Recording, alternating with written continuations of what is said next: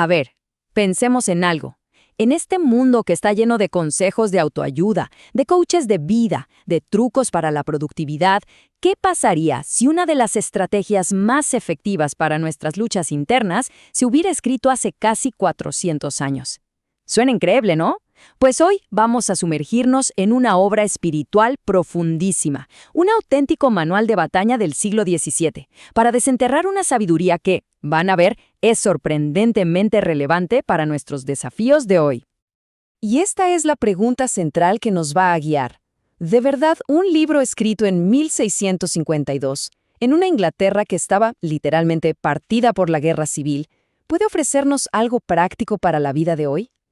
Pensemos un momento en nuestras propias batallas, la distracción constante de las redes, la presión por tener éxito, la ansiedad por el futuro.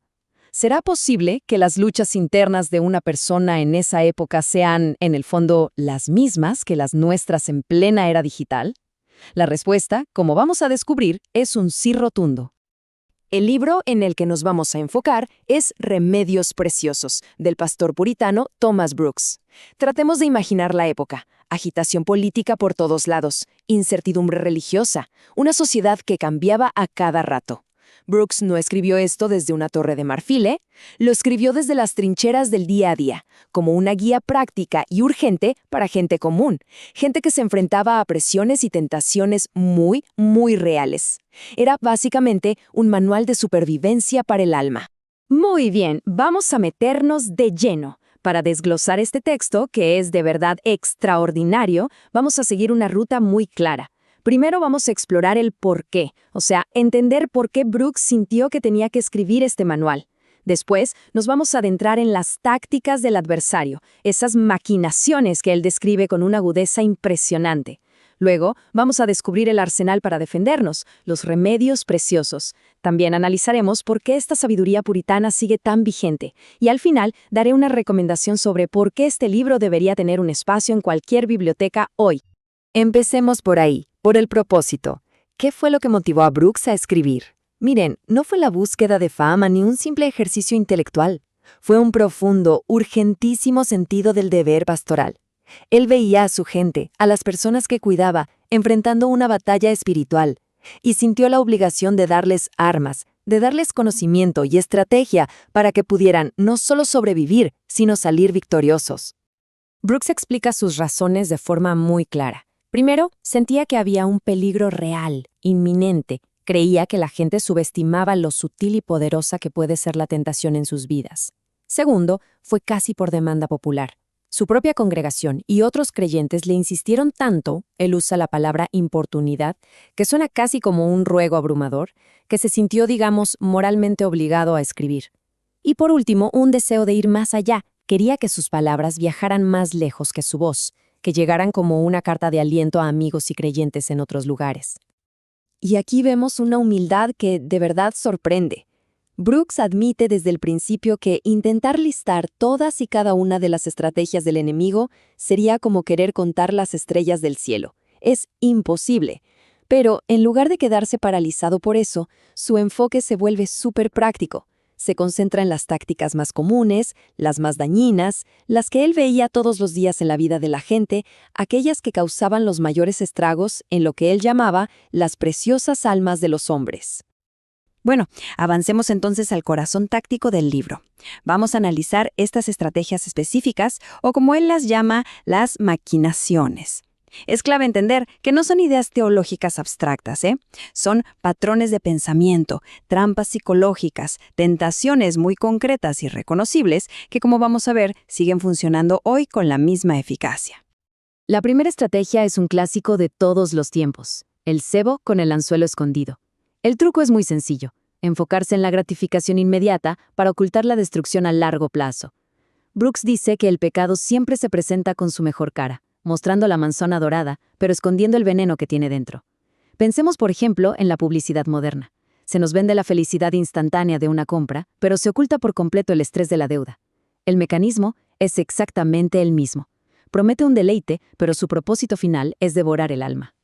Y la analogía que usa Brooks aquí para explicar esto es simplemente brillante.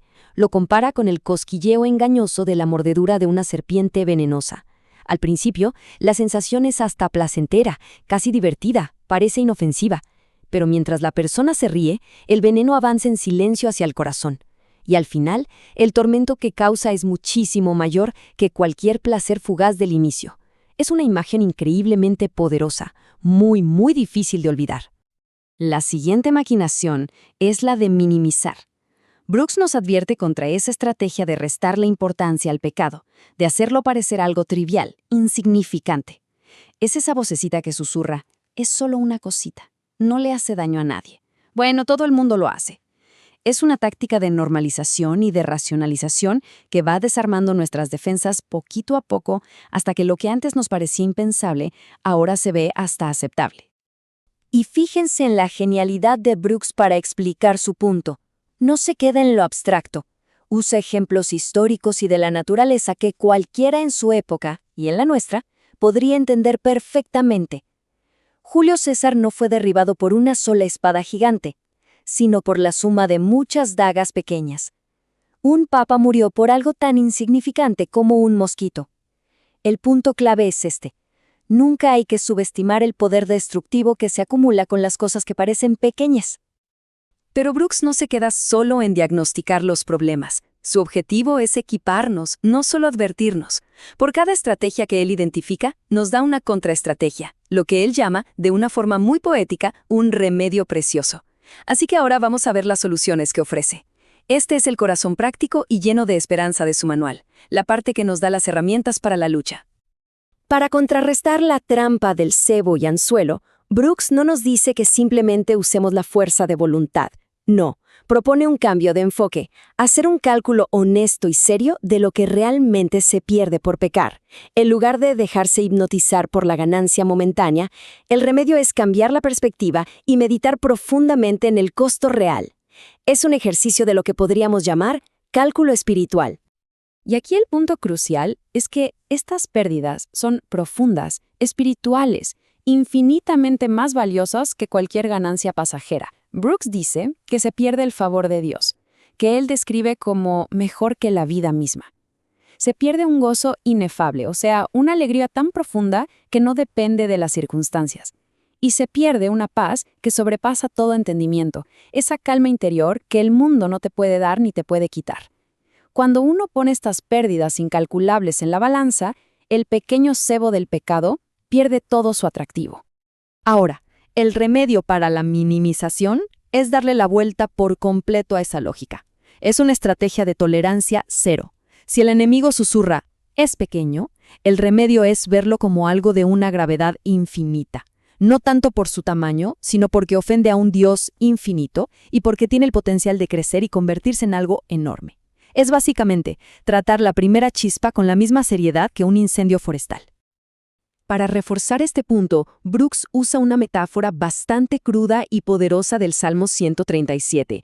Obviamente no la usa para promover la violencia literal, sino como una imagen para argumentar a favor de eliminar sin piedad y de forma preventiva las tentaciones más pequeñas, antes de que puedan crecer y hacerse fuertes. El argumento es que, así como un pequeño enemigo puede crecer hasta ser una amenaza mortal, un pequeño pecado, si se le deja anidar, puede llevar a la ruina total del alma.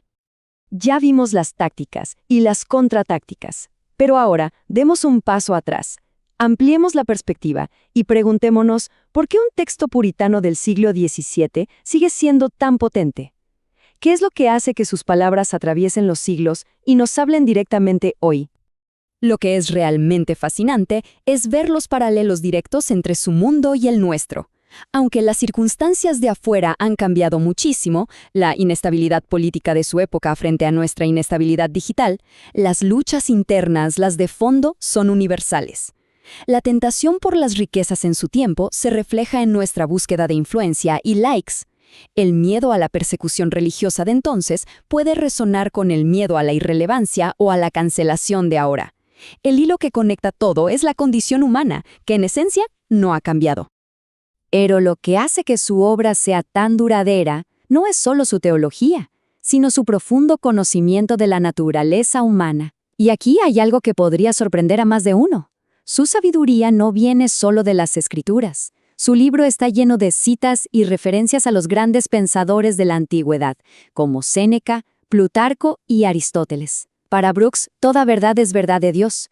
Veía la sabiduría donde estuviera y la usaba con mucha habilidad para ilustrar sus puntos. Al integrar a pensadores como el estoico Séneca, Brooks demuestra que estos principios espirituales conectan con verdades eternas sobre la condición humana. Tomemos esta cita sobre la necesidad de la adversidad. Para Séneca, la adversidad forja el carácter. Brooks toma esa sabiduría universal y, digamos, la bautiza, argumentando que la adversidad no solo forja el carácter, sino que también nos hace depender más de Dios y nos purifica. Le da un propósito trascendente al sufrimiento. Y llegamos a la conclusión. Permítanme resumir por qué creo firmemente que este libro tan antiguo es un recurso valiosísimo para cualquier persona hoy en día que se tome en serio su vida interior y su crecimiento personal. La razón es simple. Esto no es una pieza de museo, es una caja de herramientas para el alma. Ofrece un diagnóstico agudo y preciso de nuestras luchas. Proporciona remedios prácticos, aplicables, no solo teoría abstracta, y lo hace con un lenguaje lleno de metáforas e ilustraciones que hacen que sus enseñanzas sean increíblemente fáciles de recordar. En resumen, es un libro que nos prepara para una autoevaluación honesta y nos empuja hacia un crecimiento real y duradero. Y así, el libro nos deja con este pensamiento final, que es quizás su mayor regalo. Reenmarca por completo nuestras luchas internas. ¿Qué pasaría si no las viéramos como fallas personales, aleatorias, caóticas, que nos toman por sorpresa? Y si en cambio las reconociéramos como lo que son, estrategias predecibles, viejos trucos repetidos a lo largo de la historia. Porque si una estrategia puede ser reconocida, puede ser contrarrestada, y eso nos permite responder con sabiduría e intención, en lugar de con culpa y desesperación. Muchas gracias por acompañarnos en este análisis. Para profundizar en este y otros recursos, visita nuestra página web en www.teologiaparavivir.com para más detalles.